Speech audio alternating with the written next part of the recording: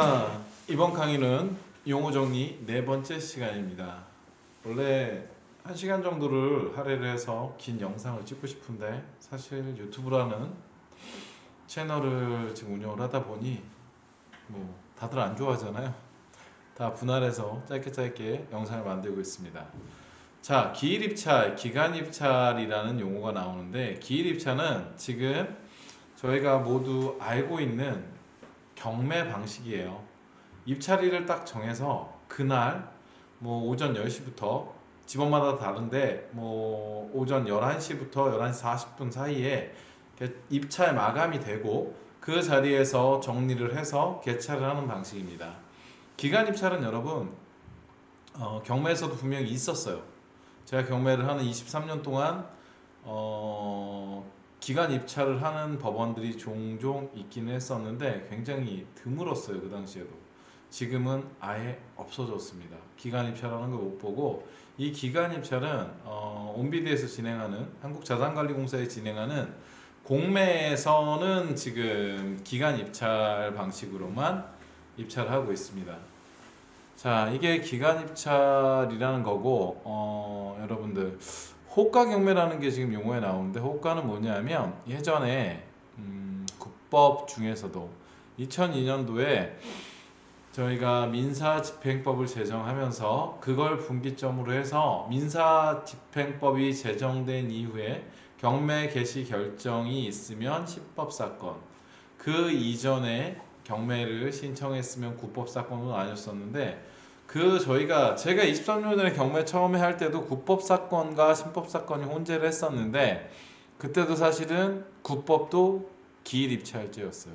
입찰제였는데 이 호가경매는 제가 경매하기도 이전에 예전에 아주 오래된 TV를 보시고 드라마를 보시면 법원에서 경매 진행을 하는데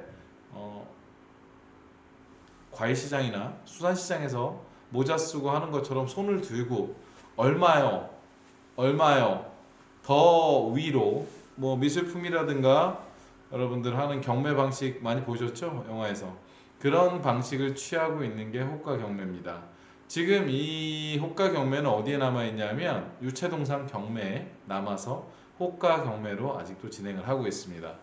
자, 재밌는 사실들을 많이 알려드릴 수 있어서 저도 좋고 다음 용어 권리신고입니다. 경매 개시가 결정되면 법원은 당해 부동산의 이해관계인 에게 자신의 권리를 신고하라고 통보를 합니다.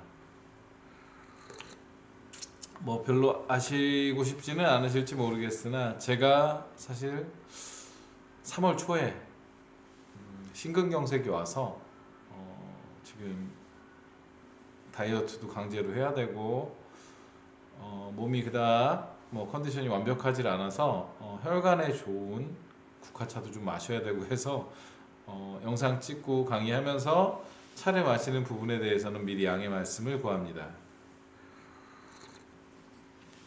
이 경매 개시를 하기 전에 채권자가 경매 신청을 하게 되면 그 신청서에 이해관계인 일람표라는 걸 작성을 해서 이 경매 사건의 진행이 되면서 이해관계인들에게 전부 통지를 하게 되어 있어요. 그리고 그 통지를 받은 이해관계인들은 배당 종기 이전까지 자신의 권리 신고를 해야 배당에 참여를 할 수 있게 됩니다. 임차인 같은 경우에도 최우선 변제금을 받는 소액 임차인 같은 경우에도 배당 종기일 이전에 권리 신고를 하지 않으면 최우선 변제금을 받을 수 없습니다.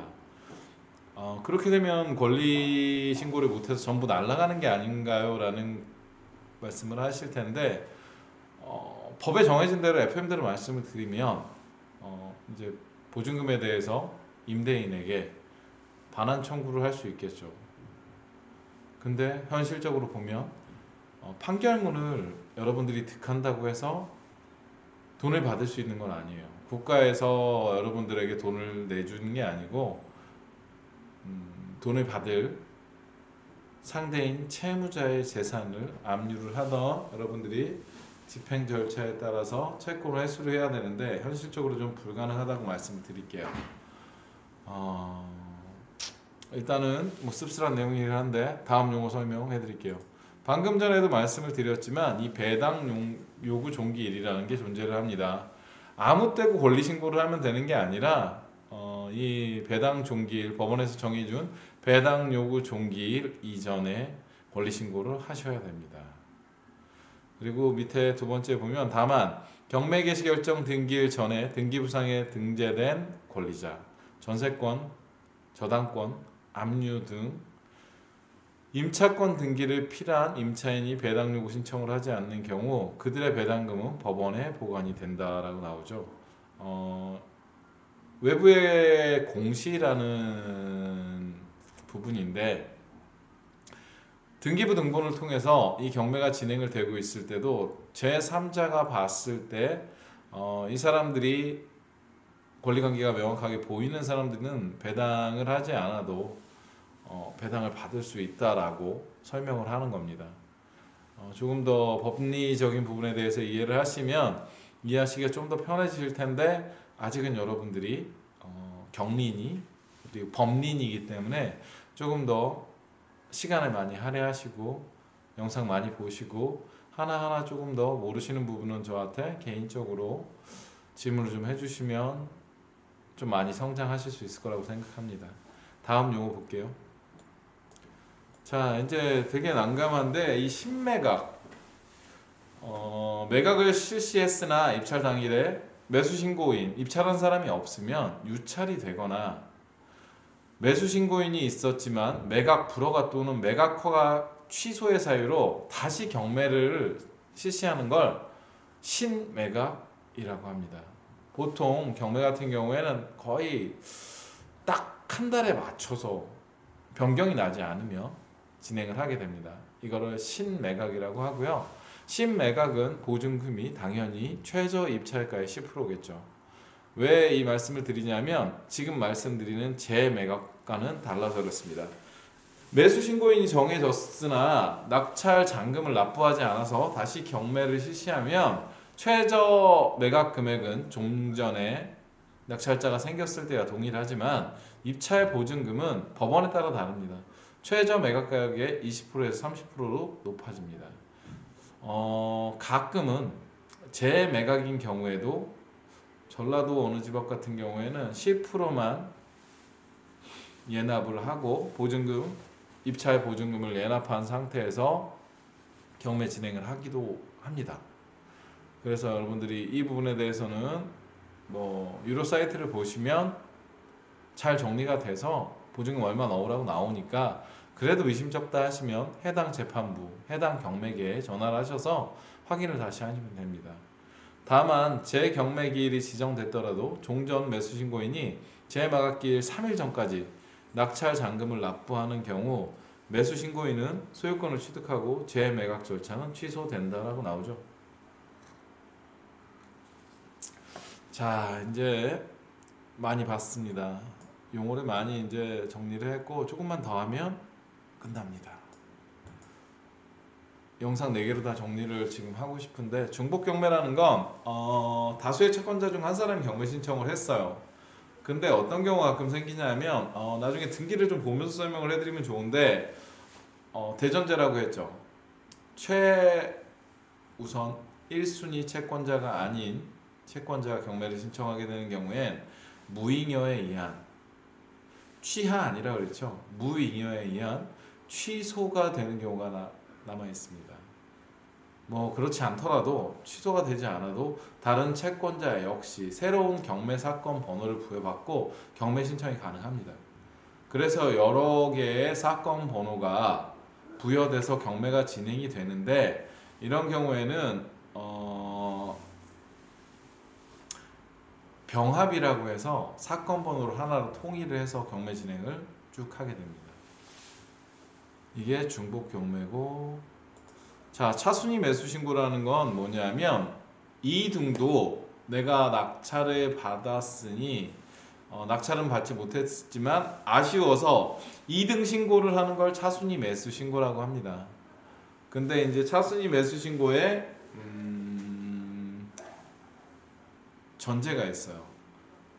가장 높은 금액을 쓴 낙찰자, 최고가 매수 신고인이 입찰한 금액에서 그날 최저 입찰가의 10%를 넣은 입찰 보증금 금액만큼 그 이상 차이가 나는 경우에는 차순위 매수 신고를 할 수가 없습니다. 왜냐하면 이걸 좀 더 디테일하게 설명을 해드리면 시간을 많이 뺏기기 때문에 한번 고민들 해보시고 정 궁금하시면 제가 다시 길게 말씀을 드릴게요. 이렇게 알고 계시면 됩니다. 그리고 최고가 매수 신고인이 입찰 낙찰 잔대금을 납부하지 않으면 2등한테도 기회가 갑니다. 그래서 낙찰을 못 받고 차순위 매수 신고를 한 사람도 자기 보증금은 찾아오지 못하고 그 보증금에 대해서 영수증을 가지고 기다리게 됩니다. 1등이 아니라 2등인 관계로. 자, 이제 다음 용어 한번 또 설명해 드릴게요. 공동 입찰은 대한민국은 소유의 방식에 대해서 여러분들이 가장 쉽게 생각하시는 단독 소유만을 인정하는 게 아니라 공동 소유도 인정을 하고 있습니다. 그래서 한 개의 부동산에 여러 사람이 공동으로 입찰할 수 있는 제도입니다. 그래서 공동 입찰 신고서랑 공동 입찰자 목록 각자의 지분을 표시해서 입찰하면 되고, 여러분들이 홍길동의 뭐 51명 뭐 이런 식으로 보시는 낙찰 사례들을 보실 수 있을 거예요. 이거는 대부분 또 이렇게 얘기하면 굉장히 싫어할 텐데 영세, 경매 학원 등에서 같이 공부를 했던 동기들이 이렇게 입찰을 초복끼리 해가지고 학원에서 종용해서 하는 경우가 많이 있는데, 사실 돈도 안 되고 그렇게 되면 경매 학원에 앞으로도 계속 학원비를 상납하게 되니까 그 부분은 좀 지양하시고 생각을 좀 깊게 하셨으면 좋겠습니다. 그리고 취소와 취하는 제가 아까도 설명드렸지만 법원에서 직권으로 하는 건 취소라고 합니다. 그리고 경매를 신청한 신청권자가 자발적으로 경매를 진행하지 않겠다고 하는 걸 취하라고 합니다. 법적인 용어로 하면 경매 신청 채권자가 그 신청을 철회하는 것을 취하라고 합니다. 그 다음에 즉시 항고는 지금 경매 신청 같은 경우에서는 여기 결정일로부터 7일 이내에 즉시 항고를 할 수 있다고 나오고, 저희는 방어권이 있기 때문에 소송을 하는 경우에는 대부분 14일 이내에 이의 신청을 할 수 있는 기간을 주고 있습니다. 그 다음에 드디어 이제 용어 정리 마지막입니다. 납부라는 건 낙찰 잔금을 법원에 납부하였다는 걸 뜻하고, 정지는 취소나 취하가 아니에요.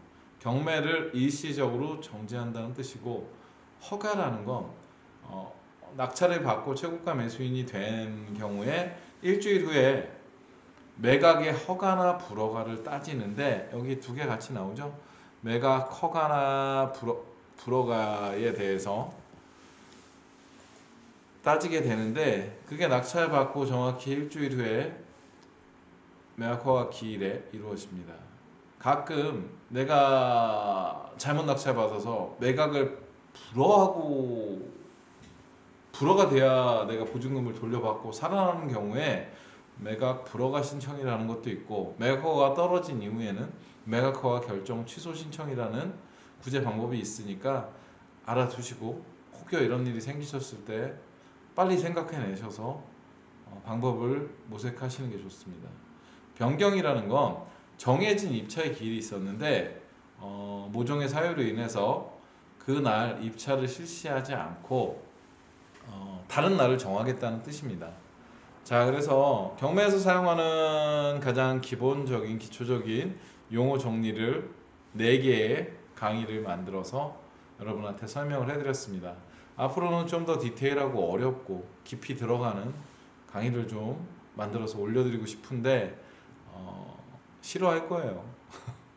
꼭 필요하신 분들이 봤으면 좋겠고, 돈 번 얘기는 너무 많아요. 여러분들한테 제가 돈을 나눠드릴 것도 아니고 보고 배만 아프시고 배우기에는 사실 굉장히 어려운, 제가 하는 일들이 굉장히 어렵습니다. 그런 부분들도 조금씩 보여드리려고 하니까 조금 더 기다려 주시고, 돈을 얼마나 많이 버는지에 대해서도 궁금하실 텐데 그런 부분도 시간이 조금 지나면 어느 정도 공개를 하도록 하겠습니다. 자, 용어 정리 다 마쳤고 여기까지 용어 정리 강의 마치도록 하겠습니다. 감사합니다. 구독과 좋아요, 알림 설정은 사랑입니다.